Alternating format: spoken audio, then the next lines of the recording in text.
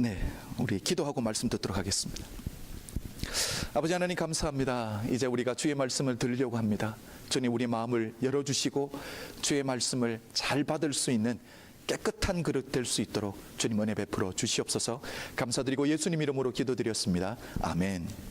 오늘 말씀 보겠습니다. 오늘 말씀은 우리 창세기 26장 6절부터 25절까지 말씀. 오늘 말씀이 좀 긴데요, 말씀을 세 등분으로 나누어서 이렇게 전하도록 하겠습니다. 먼저 우리 6절부터 11절까지 우리 다 한번 같이 읽겠습니다. 6절부터 11절까지입니다. 6절입니다. 시작. 이삭이 그랄에 거하였더니 그곳 사람들이 그 아내를 물으매 그가 말하기를 그는 나의 누이라 하였으니 리브가는 보기에 아리따움으로 그곳 백성이 리브가로 인하여 자기를 죽일까 하여 그는 나의 아내라 하기를 두려워함이었더라. 이삭이 거기에 오래 거하였더니 이삭이 그 아내 리브가를 꾀하는 것을 블레셋 왕 아비멜렉이 창으로 내다본지라. 이에 아비멜렉이 이삭을 불러 이르되 그가 정녕 내 아내연을 어찌 내 누이라 하였느냐. 이삭이 그에게 대답하되 내 생각에 그를 인하여 내가 죽게 될까 두려워하였음이로다. 아비멜렉이 가로되 내가 어찌 우리에게 이렇게 행하였느냐. 백성 중 하나가 내 아내와 동침하기 쉬웠을 뻔하였은즉 내가 죄를 우리에게 입혔으리라. 아비멜렉이 이에 모든 백성에게 명하여 가로되 이 사람이나 그 아내에게 범하는 자는 죽이리라 하였더라. 여러분, 황금률, 골든 룰에 대해서는 여러분 많이 들어보셨을 거예요. 그렇죠? 그런데 이 황금률이라는 것, 이 골든 룰이라는 것은 예수님의 말씀, 특별히 마태복음 7장 12절 말씀을 배경으로 만들어진 게 골든 룰이에요. 말씀이 이렇게 말합니다. 무엇이든지 남에게 대접을 받고자 하는데도 너희로 남을 대접하라. 대접을 받고자 하는 대로 너희도 다른 사람들을 대접하라 라고 말씀하셨습니다. 이게 우리가 알고 있는 골든 룰이에요. 그렇죠? 그런데 우리가 여기서 기억해야 되는 게 있습니다. 우리가 무엇을 기억해야 되냐면 우리 각자가 달라도 너무 다르다라는 거예요. 우리가 성향도 다르고 취향도 다르고 우리가 성장한 배경들이 너무 다르기 때문에 내가 대접을 받고자 하는 대로 남을 대접한다는 것이 때로는 그게 상대방을 고려하지 않아서 오히려 신뢰가 될 수 있고 때로는 무례함이 될 수도 있다라는 거예요. 이 이야기를 잘 해주는 게 우리 어릴 때 들었던 이솝우와 황새와 여우 이야기 여러분 기억나십니까? 여우가 어느 날 황새를 초대하잖아요. 그렇죠? 그런데 황새를 전혀 고려하지 않고 음식을 준비합니다. 어떻게 준비했죠? 넓은 접시에다가 수프를 준비해서 대접을 해요. 전혀 황새의 부리가 길다라는 것을 고려하지 않은 거예요. 그렇죠? 자기는 접시를 핥아서 먹어서 인조이 할 수 있었지만 초대받은 황새는 전혀 인조이를 못하게 되는 거죠. 자, 결국 여우는 어떻게 했습니까? 자기가 대접을 받고 싶은 대로 자기 중심적으로 손님을 초대해서 대접한 거예요. 상대방을 초대하지 않은 게 아니에요. 대접하지 않은 게 문제가 아니에요. 그렇죠? 문제는 뭡니까?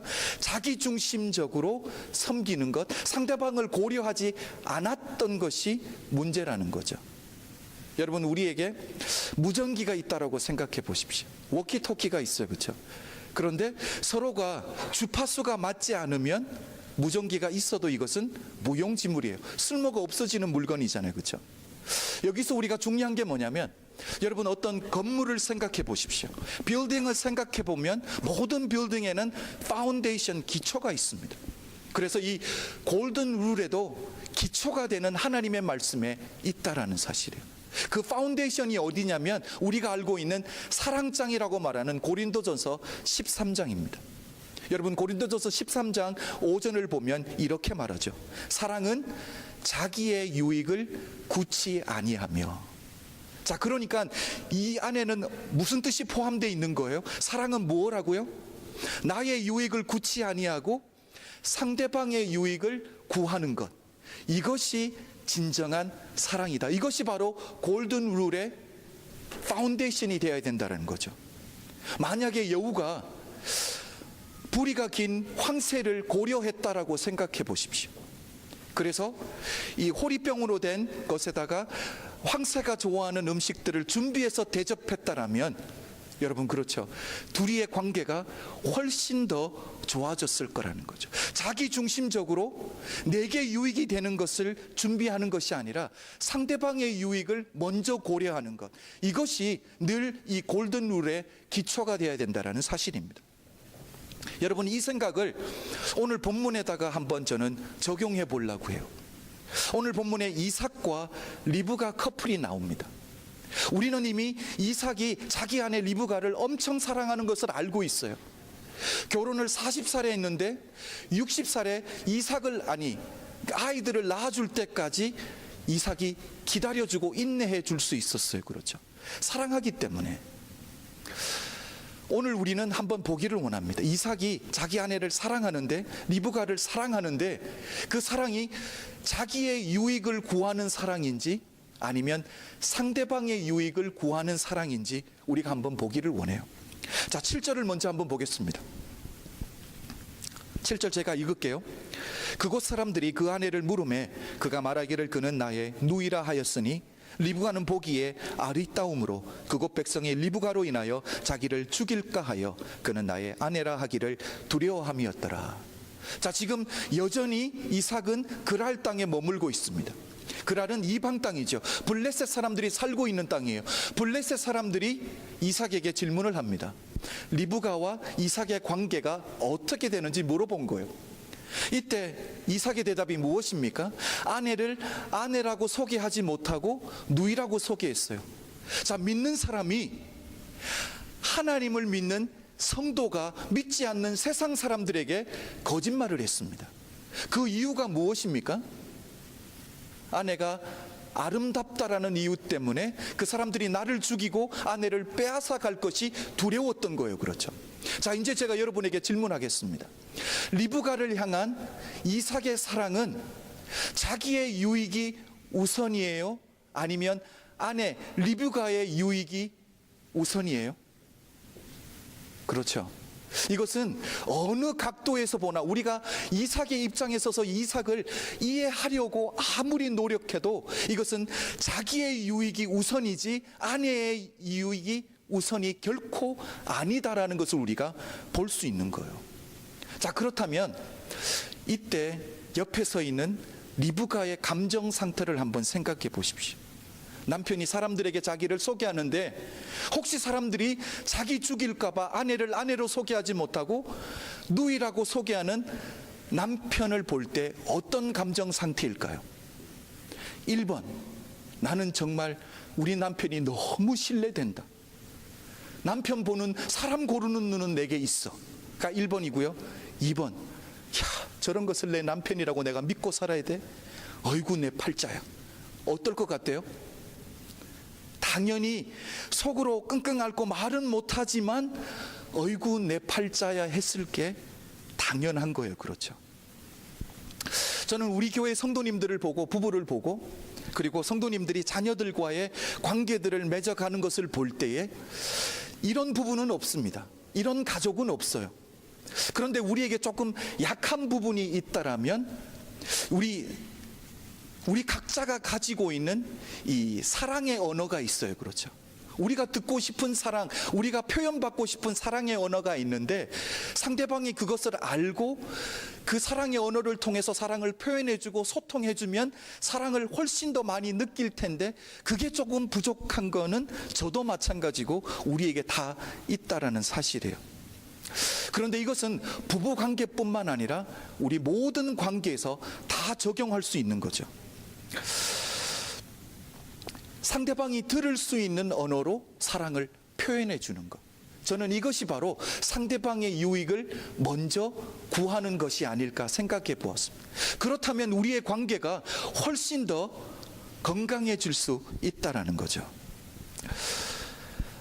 결혼과 가정 상담에 있어서 미국에서 두 번째 가람은 서러운 분이 계십니다. 닥터 게리 채프맨이라는 분이 계신데 이분은 목사님이기도 해요. 이분이 쓴 책 중에 책 제목을 이야기하면 하시는 분이 많을 거예요. The Five Love Language라는 책. 사랑의 5가지 언어. 다 들어보셨죠?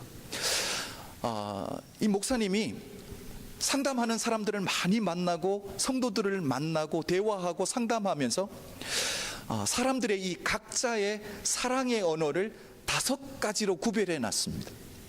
여러분이 아시겠지만 제가 다시 한번 리마인드 시켜드릴 텐데요. 여러분 스스로 한번 생각해 보십시오. 여러분의 사랑의 언어는 뭔지, 어떻게 사랑을 표현해주면 내가 사랑을 가장 쉽게 느낄 수 있을지 한번 생각해 보십시오. 자, 첫 번째 사랑의 언어는 인정하는 말이에요. 인정하는 말. Words of affirmation. 그렇죠. 상대방이 격려해주고 내가 하는 일에 있어서 지지한다고 말해주고 사랑하는 것 알지만 사랑한다고 표현해주는, 그러니까 말을 들을 때에 내가 사랑을 훨씬 더 많이 느낀다라는 분들이 있다라는 거예요. 두 번째는 함께하는 시간이에요. Quality time. 그러니까 눈에서 멀어지면 마음에서도 멀어진다라는 것을 진리라고 믿고 사는 사람들이죠. 함께 영화도 봐야 되고 함께 밥도 먹어야 되고 산책도 같이 해야 되고 함께 시간을 보냄으로 말미암아 사랑을 더 느낀다라는 거예요. 세 번째는 선물입니다. Receiving gift. 이 선물이 크고 작은 것을 이야기하는 게 아니에요. 선물을 받으면서 상대방이 나를 생각해 줬다라는 거예요. 뿐만 아니라 선물을 구입하기 위해서 직접 가서 선물을 구입하고 포장을 하는 나를 향한 상대방의 생각 때문에 사랑을 느낀다라는 거죠. 네 번째는 봉사입니다. 봉사. Acts of service. 상대방이 나의 힘든 부분, 나의 어려운 부분을 이해해 준다라고 생각하는 거죠. 남편이 설거지를 해준다든지 베큐um을 해줄 때에 사랑을 느끼는 아내들이 또한 많다고 해요. 마지막이 뭐냐면 스킨십입니다. 그러니까 피지컬 터치. 같이 있을 때 손도 잡고 어깨 동무도 하고 또 어깨도 만져주고 키스도 하고. 이것은 부부뿐만 아니라 자녀들도 마찬가지예요. 그렇죠. 자녀들이 성장할 때 부모가 많이 스킨십 해준 아이들이 훨씬 더 건강하게 자란다라는 것 우리가 다 알고 있습니다. 자, 여러분 한번 스스로의 사랑의 언어가 뭘까요? 제가 1번부터 이야기할 텐데 자연스럽게 한번 손을 들어주시면 좋겠습니다. 그래서 옆에 있는 분이 볼 수 있게, 자, 나는 사랑의 언어가 말, 격려하는 말이다. 우리 2분, 3분, 대부분이 1번이던데 우리 교회는 좀 아닌 것 같아요. 그렇죠? 두 번째, 함께하는 시간, quality time. 하나만 선택했지. 계속 손 들면 안 돼. 하나만. 너무 욕심쟁이야. 다 손 들라 그래. 세 번째, 선물. 조셉 집사님, 이거는 머티리얼리즘이 아니에요. 그렇죠? 상대방이 나를 고려해 준다라는 거예요. 네 번째, 봉사. 봉사 없어요? 봉사. 민유 있습니다. 민유. 마지막, 스킨십. 다 들었어요? 제가 이거 테스트하는 질문들이 있어요. 시간이 났으면 한번 해보고 싶었는데 사모가 설교 시간에 그것까지 하면 너무 많이 걸리니까 하지 말라고 해서 못하는 건데, 제가 오래전에 했을 때는 저는 이 봉사가 제게 있어서 사랑의 언어였거든요. 테스트를 해보니까 아내가 나를 위해서 맛있는 음식을 해줄 때 나는 사랑을 느꼈던 거예요. 그런데 시간이 자꾸 가다 보니까 바뀌었어요. 설교를 준비하면서 제가 테스트를 새로 해봤거든요. 뭐가 나왔게요? 스킨십. 저를 이상하게 보시면 안 돼요. 이게 이제 40대가 넘어가니까 여성 호르몬이 많이 나오는 것 같아요. 한번 생각해 보십시오. 어떤 사람이 있는데 자기의 사랑의 언어는 선물 받는 거예요. 선물을 통해서 상대방이 나를 생각해 준다라고 느끼는 거죠. 자기의 사랑의 언어가 선물이기 때문에 자기 남편, 자기 아내에게도 선물을 해주는 거예요. 그런데 자기 남편과 아내는 사랑의 랭귀지가 선물이 아니에요. 퀄리티 타임이에요. 선물을 해주고 자기는 또 자기 할 걸 하러 가는 거예요. 처음에는 감사하죠. 그런데 그 시간이 자꾸 가면 자꾸 갈수록 사랑의 언어가 퀄리티 타임인 사람은 어떻게 느낄까요? 이 사람이 왜 이렇게 쓸데없는데 돈을 낭비하지? 라는 생각이 드는 거죠. 왜? 나는 생각하고 사랑해서 해주는 거예요, 선물을. 그런데 상대방과 이 주파수가 맞지 않기 때문에 사랑을 못 느끼는 것 뿐이죠. 저는 제가 느꼈던 간증이 있습니다. 제가 저희 사모랑 처음 데이트할 때, 저는 형제 4명인 가정에서 성장했고요. 우리 김혜정 집사님 잘 알 거예요. 남자들만 자라면 사랑의 표현이 어떤 건지. 저희 사모는 여자들 3명만 자랐거든요. 그래서 우리는 사랑한다라는 표현이, 우리는 막 육체적이잖아요. 때리고 발로 차고. 그래서 사모가 마음이 들기 시작했어요, 제가. 그래서 메시지는 전해주고 싶은데 아는 건 발로 차는 것밖에 없고, 엉덩이를 발로 뻥 찼죠. 제가 세게 찬 건 아니에요. 그런데 제게 이 유스트 된 거는 그렇게 사랑을 표현한 거잖아요. 그게 내 사랑의 언어니까. 그런데 메시지를 잘못 받던데요. 그때 제가 깨달은 거예요. 아, 이렇게 이 사랑을 표현해서는 사랑이 전달되는 게 아니구나. 그래서 제가 요즘 부드러워지려고 많이 노력하고 있습니다. 특별히 예배 끝나고 확인할 필요는 없습니다, 여러분. 제가 성경을 보니까 우리 주님이 우리에게 사랑을 표현할 때 이 5가지를 다 사용하세요. 그렇죠? 현장에서 간음하다가 잡혀온 여인에게 우리 주님이 뭐라고 말씀하세요? 나도 너를 정죄하지 않겠다라고 주님이 말씀으로 위로해 주시잖아요. 두 번째는 뭐예요? 퀄리티 타임. 어린아이들이 내게 오는 것을 막지 말라라는 거예요. 어른들 사역이 너무 급한데도 불구하고 우리 주님은 아이들이 주님께 오는 걸 막지 말라라는 거예요. 아이들에게 직접 손을 얹고 주님이 다 축복 기도를 해주시는 거예요. 선물은 무엇입니까? 가장 필요한 것을 주는 게 선물이잖아요. 질병이 있는 자에게 주님이 치유의 선물을 주시는 거예요. 생명이 죽어가는 자에게 주님이 생명을 선물로 주시는 거예요. 또 무엇입니까? 봉사. 그렇죠. 배고픈 자들에게 주님이 5병이의 기적을 봉사로 베풀어 주는 거예요. 배고픈 자들에게 7병이의 기적을 베풀어 주는 거예요. 스킨십 어떻습니까? 문둥병자들에게 주님이 직접 손을 얹고 치유해 주시잖아요. 우리 주님의 사랑의 언어는 우리 모두가 다 느낄 수 있도록 표현해 주는 게 우리를 향한 주님의 사랑인 줄로 믿습니다. 가장 중요한 것은 우리를 향한 주님의 사랑은 결코 당신의 유익을 우선으로 한 적이 한 번도 없다라니까. 여러분, 성자 하나님이 인간의 육신을 입고 이 땅에 오셨다. 그것도 말구유에서 탄생하셨다. 그것은 자신의 유익을 구하는 것이 아니잖아요. 그렇죠? 공생의 3년 동안 우리 주님은 피곤하고 배고프고 머리들 곳 없는데도 한 번도 불평하신 적이 없어요. 왜? 자기의 유익을 구하지 않은 삶이었기 때문에. 우리 주님은 마지막 순간도 어떻게 가십니까? 우리에게 유익이 될 것이 무엇인가, 우리의 죄를 사해 주시기 위해서 십자가의 고통을 주님이 통과하셨잖아요. 그래서 우리가 주님의 사랑을 느끼는 것 아닙니까? 그래서 우리가 주님께 사랑을 표현하는 거잖아요. 왜? 우리를 향한 주님의 사랑은 당신의 유익을 구한 적이 한 번도 없기 때문에, 늘 우리의 유익이 주님에게 가장 우선이기 때문에 우리가 그 사랑을 느낄 수 있는 거예요. 저는 우리 교회 안에, 우리 가정 안에 이런 사랑들이 표현되었으면 너무 좋겠습니다. 나의 유익이 우선이 아니라 상대방의 유익이 무엇인지를 먼저 고려할 수 있는 하나님의 사람들이 되시길 주의 이름으로 축복합니다.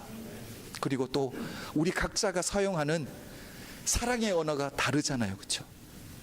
그 사랑의 언어를 빨리 캐치하는 게 사랑을 표현할 때 가장 유익하다는 거예요. 저는 이런 생각을 한번 해봤습니다. 오늘 본문의 이삭이 왜 이런 어려운 문제 가운데 빠지게 되었을까? 여러분, 왜 이삭이 오늘 이렇게 어려운 문제 가운데 빠졌어요? 왜 거짓말을 해야 됩니까? 아내라고 소개하지 못하고 누이라고 소개해야 되는 이 모든 문제의 원인이 어디서 왔어요? 하나님의 말씀에 불순종해서 왔다는 거예요. 불순종. 하나님이 지난주에 우리 말씀드렸죠. 이삭에게 찾아와서 애굽으로 내려가지 말고 어디로 가라고요? 하나님의 약속의 땅으로 가라고 말씀했는데, 오늘 6절 시작 부분을, 6절을 보십시오. 뭐라고 말합니까? 이삭이 그랄에 거하였더니. 불순종한 거예요. 8절 시작 부분을 보십시오. 이삭이 거기 오래 거하였더니. 하나님의 말씀에 불순종하고 거기에 오래 거하였다라는 거예요. 여러분, 하나님의 말씀에 불순종하는 그 순간부터 우리 인생에 하나님의 말씀이 아니라 내 생각과 내 경험이 훨씬 더 중요해진다라는 사실이에요. 구절을 한번 볼까요? 이에 아비멜렉이 이삭을 불러 이르되 그가 정녕 내 아내의 언을 어찌 내 누이라 하였느냐. 지금 아비멜렉 왕이 이삭을 꾸짖고 있는 거예요. 그렇죠? 왜 거짓말했냐라는 거예요. 이삭이 그에게 대답하되 뭐라고요? 내 생각에 그를 인하여 내가 죽게 될까 두려워하였음이로다. 자기 생각인 거예요. 그렇죠? 상대방은 그렇게 생각한 적도 없어요. 그런데 자기 혼자 그렇게 생각하는 거예요. 하나님의 말씀에 불순종하는 그 순간부터 말씀이 아니라 내 생각, 내 경험이 훨씬 더 중요해지는 거예요. 여러분, 인생을 사는 동안에 무엇을 결정하고 어디에서 있든지 누구랑 있든지 여러분, 하나님의 말씀이 여러분 인생 가운데 가장 귀중한 것이 되기를 주의 이름으로 축복합니다. 제가 말씀을 세 등분으로 나누었다 그랬죠? 두 번째 한번 볼까요? 12절부터 16절입니다. 자, 12절부터 우리 16절 다 한번 읽어보겠습니다. 시작.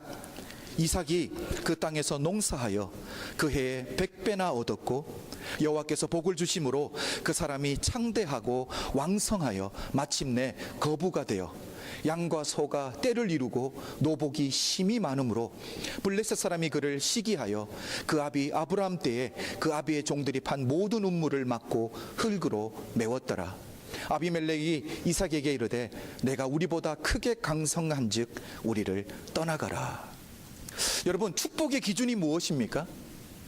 하나님이 우리를 축복하셨다, 여호와께서 우리를 축복하셨다라고 말할 때 그 축복의 기준이 뭐예요? 우리가 일단 우리 눈에 보여지는 경제적인 부가 축복의 기준이에요. 그렇죠? 그래서 많은 성도들이 던지는 질문이 뭐예요? 나는 어떻게 하면 여호와의 복을 받을 수 있을까? 어떻게? 방법을 많이 구합니다. 그렇죠? 그래서 교회들이 믿는 사람들이 세상에서 경제적으로 성공한 분들을 간증자로 부르는 경우들이 참 많아요. 그래서 그 간증들을 조금 이렇게 정리해 보면 대답들이 이렇습니다. 저는 기도 생활 열심히 했습니다. 하나님의 말씀 열심히 읽었습니다. 제가 어느 장로님의 그 간증을 듣는데 이렇게 말씀하시더라고요. 그 장로님은 한국의 제주도에 계신 분인데 하나님이 엄청 불을 부어주셨어요. 그 장로님이 하나님이 축복을 부어주실 때 이 잠언서 있잖아요, 지혜의 말씀을 하루에 한 장씩 꼭 읽고 출근했대요. 그런데 사업이 점점점 커지면서 시간이 없어지는 거예요. 그때 자기가 결정한 게 뭐냐면 나는 잠언을 처음부터 끝까지 1장부터 31장까지 다 읽고 출근하겠다. 날마다 잠언을 다 끝내는 거예요. 출근하기 전에. 그 말씀을 하시더라고요. 말씀 중심. 그 다음에 어떤 분은 또 11조를 철저하게 드린다는 분들도 있고요. 하나님이 내 비즈니스의 주인이기 때문에 말씀대로 비즈니스를 운영했다라는 분들도 있어요. 자, 이것이 바로 그들이 하나님의 축복을 받았다라고 생각하는 기준이에요. 그렇죠? 조건이에요. 그렇죠? 자, 그런데 우리가 일반적으로 생각할 수 있는 그 축복의 조건들을 오늘 본문의 이삭에게 한번 적용해 보십시오. 이삭이 하나님의 축복을 받을 조건을 하나라도 갖춘 게 있습니까? 12절과 13절을 우리가 금방 읽었지만 이삭이 농사를 지었는데 하나님이 100배의 수확을 주셨어요. 이건 엄청난 축복이에요. 그렇죠? 뿐만 아니라 장성하여서 나중에 거부가 되었다라고 말하는데 이삭이 하나님의 축복을 받을 조건이 무엇이냐라니까요. 제가 오늘 본문을 보니까 전혀 없습니다. 하나님의 말씀에 불순종한 것밖에 없어요. 불순종하다가 세상 사람들에게 거짓말하고 결국 세상 사람들에게 꾸중을 듣는 믿음의 사람이 책망을 받는 그런 입장에 서 있었던 게 이삭이거든요. 하나님이 떠나라고 할 때 떠나지 못하고 결국 거기에 머물러 있었잖아요. 가만히 보면 하나님에게 불순종한 것뿐만이 아니라 또 있습니다. 여러분, 이삭이 농사를 지어서 100배의 수확을 얻었어요. 가만히 생각해 보십시오. 이삭이 농사에 대해서 무엇을 압니까? 농사 짓는 거 본 적이 없어요. 이삭의 아버지 아브라함의 직업이 무엇이었습니까? 목축업 받은 유목민이었어요. 그렇죠? 창세기 1장부터 오늘 본문 26장까지 우리가 아는 사람들의 중에 농사를 지었던 사람 1번은 가인이고요, 2번은 노아이고 3번이 이삭이에요. 3번은 자기 인생에서 농사 짓는 것을 본 적도 없고요, 농사에 대한 지식도 없고요, 경험도 없고요, 노하우도 없습니다. 우리가 경험으로, 일단 상식으로 생각해 볼 때 농사에 대해서 전혀 모르는 사람이 농사를 첫 해에 하는데 성공할 기회가 엄청 많다, 희박하다. 무엇일까요? 희박해요. 그렇죠. 그럼에도 불구하고 이삭은 100배의 수확을 얻었습니다. 우리가 보면 이삭은 하나님의 축복을 받을 조건을 하나도 못 갖췄습니다. 말씀에 불순종했죠. 자기가 전혀 모르는 새로운 비즈니스에 발을 디뎌녔죠. 어떻게 성공할 수 있냐라는 거예요. 그런데 오늘 이삭이 본문에서는 거부가 되었다라는 거예요. 하나님의 은혜인 줄로 믿습니다. 여러분, 우리 중에 저는 이런 분들이 아무도 없었으면 좋겠어요. 그래도 나 정도면 됐지, 이런 분들 제법 있습니다. 그래도 나 정도면 됐지라는 분들이 있는데 그거 하나님 보실 때 안 됩니다. 하나님이 내게 복 주신 것 감사할 수 있어요. 하나님께 영광 돌릴 수 있는 분들이 되시길 주의 이름으로 축복합니다. 자, 마지막 세 번째 단계입니다. 우리 17절부터 25절까지 우리 다 한번 같이 읽어볼까요? 17절 시작.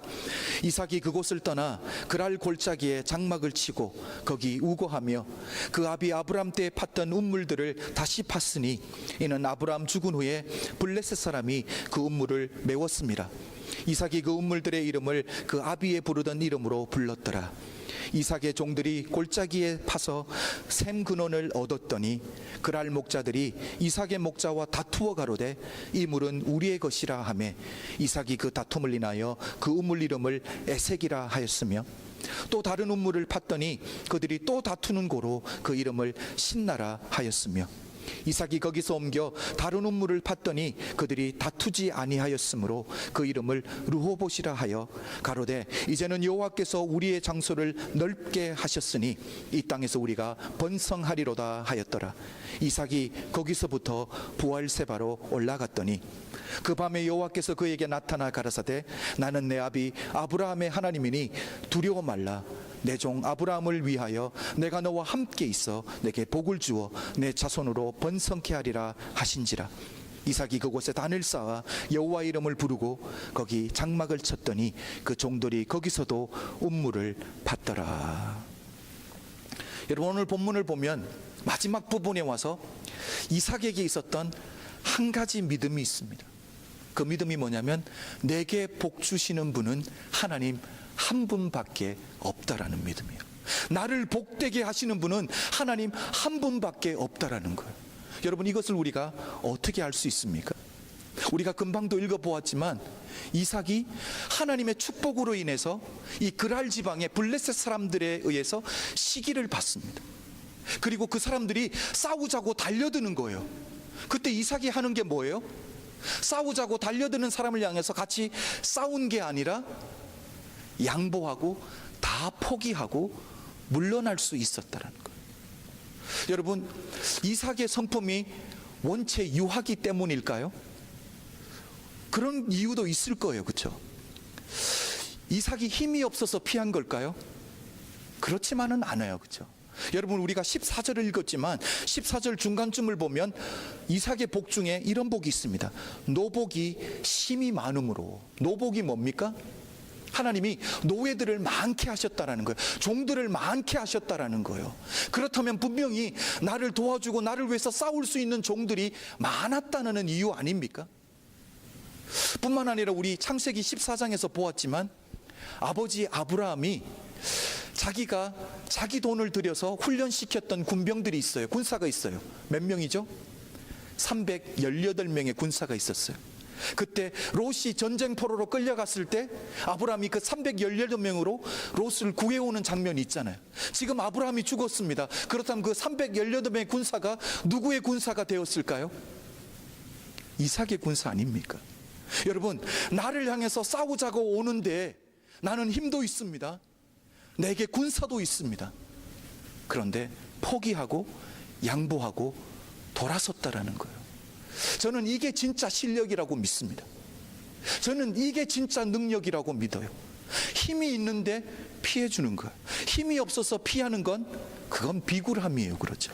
힘이 있는데 피해주는 건 능력이에요. 저는 여러분들이 이런 능력의 사람들이 되시길 주의 이름으로 축복합니다. 15절을 보십시오. 15절을 보면 블레셋 사람들이 이삭의 운물을 막아버리고 흙으로 덮어버렸습니다. 20절을 보시면 이제는 이삭이 운물을 파서 물의 근원을 찾았는데 그랄 사람, 그러니까 블레셋 사람들이 와서 자기 물이라고 하는 거예요. 다투는 거예요. 또 포기하고 떠납니다.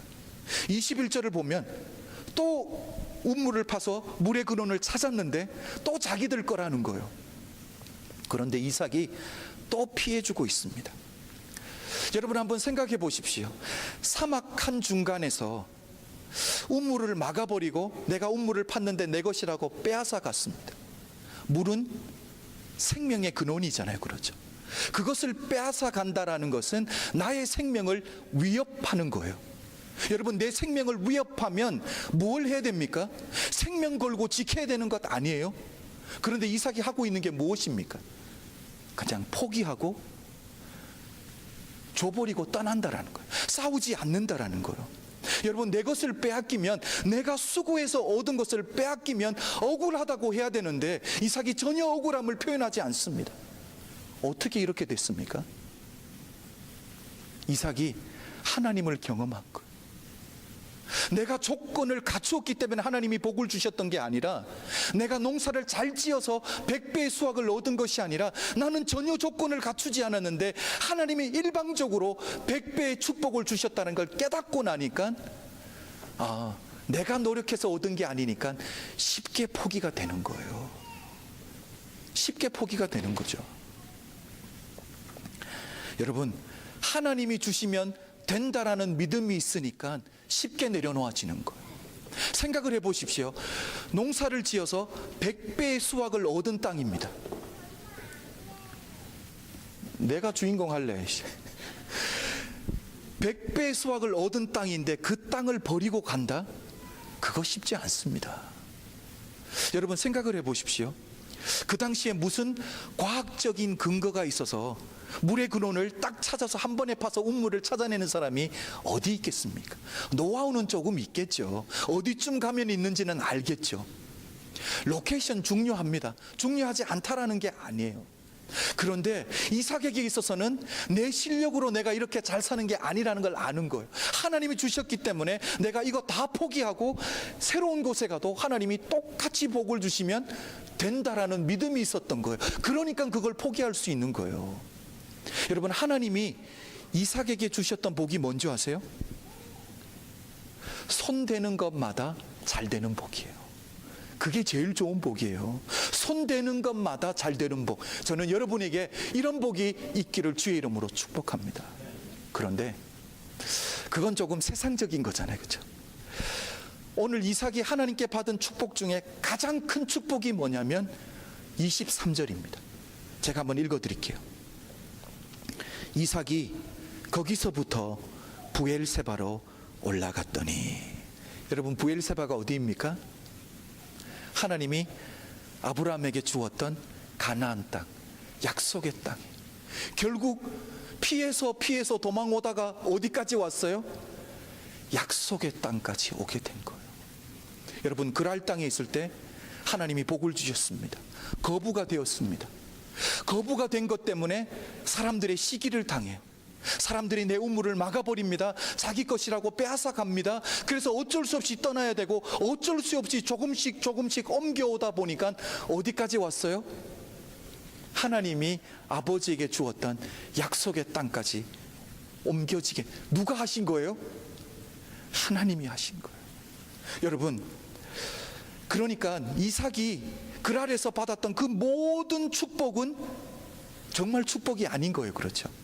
하나님이 결국 하나님이 원하는 곳으로 옮겨가기 위해 사용했던 도구일 뿐이에요. 이삭이 중간에서 경험했던 그 모든 어려움들, 사람들이 찾아와서 시기하고 전쟁하자고 하고 내 우물을 막아버리고 빼앗아가는 이 모든 어려움도 결국 어려움이 아니라 뭐예요? 하나님께 찾아오게 만드는, 하나님이 사용하셨던 도구라는 거죠. 결국은 이삭을 약속의 땅으로 옮겨오기 위해서 하나님이 사용했던 축복의 도구들인 거예요. 축복도 축복이고 고난도 축복이 되는 그런 은혜를 깨닫는 게 진짜 믿음인 줄로 믿습니다. 여러분, 우리 인생도 마찬가지 아닙니까? 우리가 인생을 살다 보면 내 인생이 내 마음대로, 내 계획대로 됩니까? 내 건강이 내 마음대로 됩니까? 내 자녀들이 내 마음대로 됩니까? 내 마음대로 되는 것이 아무것도 없잖아요. 이삭도 마찬가지 아니에요. 잘 되는 것 같은데 결국은 내 마음대로 되는 게 하나도 없었습니다. 그것을 통해서 어떻게 돼요? 하나님을 찾게 되고 하나님 가까이 나오게 됐다라는 거예요. 그러면 다 지나서 돌아보면 그것도 축복이 되는 줄로 믿습니다. 여러분, 하나님이 이삭에게 원했던 것, 오늘 우리에게 원하는 것이 무엇일까요? 하나님이 우리에게 원하는 것은 결국 우리가 하나님이 우리로 하여금 있게 만드는 그곳에 우리가 있는 게 하나님이 원하는 거예요. 그곳에서 하나님을 인정해 달라는 거예요. 그곳에서 나의 나됨이 하나님의 은혜입니다라고 신앙을 고백해 달라는 게 하나님이 우리에게 원하는 단 한 가지라는 거예요. 결국 축복도 하나님이 사용하시는 도구였고요, 어려움도 하나님께로 가까이 나오게 만드는 도구였다라는 거예요. 그러니까 믿음의 사람들은 어떤 형편에 처해도 하나님께로 나아가면 되는 줄로 믿습니다. 여러분, 저는 오늘 세 가지를 나눴습니다. 첫 번째는 사랑이에요. 사랑은 자기의 유익을 구치 아니하고 상대방의 유익을 구하는 것. 그래서 상대방이 이해할 수 있고 느낄 수 있는 사랑의 언어를 빨리 캐치하는 게 지혜입니다. 두 번째는 무엇이었습니까? 축복. 그렇죠. 내가 노력해야 됩니다. 수고해야 됩니다. 기도해야 됩니다. 신앙생활 열심히 해야 됩니다. 그런데 가장 중요한 것은 하나님이 나와 함께 해주시고 하나님이 나를 도와주실 때 그것이 복되다라는 사실이에요. 그래서 모든 조건 속에서 하나님께 감사할 수 있는 조건이 되는 거죠. 마지막이 무엇입니까? 내가 경험한 모든 것, 하나님의 축복, 시련, 고난, 어려움, 때로는 배신, 이 모든 것이 나로 하여금 하나님을 찾게 만들기 위해서 하나님이 내게 사용하셨던 축복의 도구들인 줄로 믿습니다. 이것을 깨달으면 세상이 어찌할 수 없는 믿음의 사람들로 다 세워질 줄로 믿습니다. 그래서 결국 우리는 하나님 곁으로 가야 될 줄로 믿습니다. 아버지 하나님, 주님은 우리를 사랑해 주실 때 당신의 유익을 결코 구하신 적이 없습니다. 당신의 유익을 아버지 하나님 모든 상황 가운데서 포기하셨던 분이 바로 주님인 줄로 믿습니다. 아버지, 그래서 마지막 그 순간에 생명을 주시기까지 우리의 유익을, 우리에게 생명 줄 수 있는 길을, 우리의 죄악을 깨끗해 해주시는 길을 아버지 하나님 생각하셨던 그 주님, 아버지 하나님, 우리도 이 땅 가운데 주님의 제자들로 살아드릴 때에 이제는 더 이상 나의 유익이 아니라 주님이 내게 맡겨주신 아버지 하나님 사람들을 향한 아버지 하나님 상대방의 유익을 먼저 구하는 자들이 될 수 있도록, 믿음의 성숙한 자들이 될 수 있도록 아버지 하나님 우리를 변화시켜 주시고 세워 주시옵소서. 아버지 하나님, 그럴 때 우리 삶을 통해서 주의 복음이 더 전해질 줄로 믿습니다. 주의 생명력이 더 전해질 줄로 믿습니다. 아버지 하나님, 오늘도 우리가 주님 앞에 주님 우리에게 맡겨주신 것들을 다시 드렸습니다. 이것은 우리의 일부분이 아니라 이것이 우리의 전부인 줄로 믿습니다. 우리가 드린 것들을 통해서 하나님 나라가 이 땅 가운데에 세워지게 하여 주시옵소서.